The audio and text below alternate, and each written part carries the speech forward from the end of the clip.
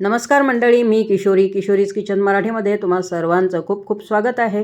आज आपण बघणार आहोत अत्यंत हेल्दी पौष्टिक असा हा चाटचा प्रकार आणि ह्यामध्ये मी अजिबात तेलाचा वापर केलेला नाही आहे।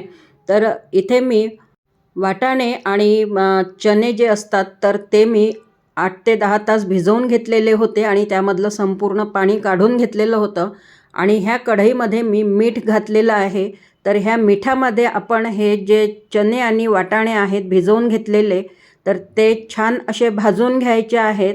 तर हे जे चणे आणि वाटाणे आहेत ते थोडे सॉफ्ट होईपर्यंत भाजून घ्यायचे आहेत।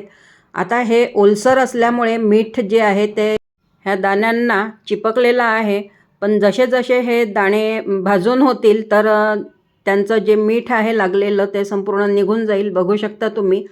तर 5 ते 7 मिनिटामध्ये मी हे दाणे जे आहेत ते भाजून घेतलेले आहेत। तुम्हाला दाखवते, थोडे सॉफ्ट होतात, खूप गरम आहेत त्यामुळे मी इथे हातसुद्धा लावू शकत नाही आहे। पण छान असे हे भाजून झालेले आहेत, एकदम सॉफ्ट झालेले आहेत। आता अशा प्रकारे हे दाणे जे आहेत ते काढून घ्यायचे आहेत ह्यामधनं आणि हे दाणे मिठात भाजून घेतल्यामुळे असेसुद्धा तुम्ही खाऊ शकता, चवीला खूप मस्त असे वाटतात खायला।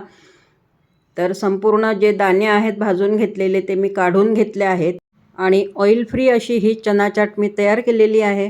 आता ह्यामध्ये मी बारीक चिरून घेतलेला कांदा घातला, अगदी थोडी बारीक चिरून घेतलेली हिरवी मिरची, हिरव्या पातीचा कांदा घातला आणि बारीक चिरून घेतलेला थोडा टोमॅटोसुद्धा घालून घेतला आहे।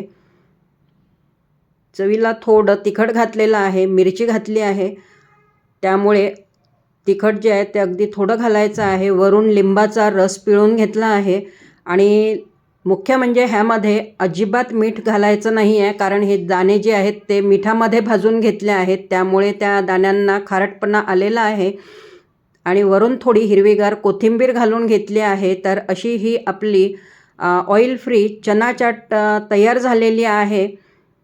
तर आजची ही रेसिपी जी आहे तुम्हाला कशी वाटलेली आहे तर मला कमेंटमध्ये नक्की सांगा। अत्यंत हेल्दी आणि पौष्टिक अशी ही रेसिपी तयार झालेली आहे आणि रेसिपी जर तुम्हाला आवडली असेल तर रेसिपीला लाईक करा, शेअर करा आणि चॅनलला सबस्क्राईब करा। पुन्हा भेटूयात अशा छानशा हेल्दी रेसिपीसोबत। तोपर्यंत धन्यवाद।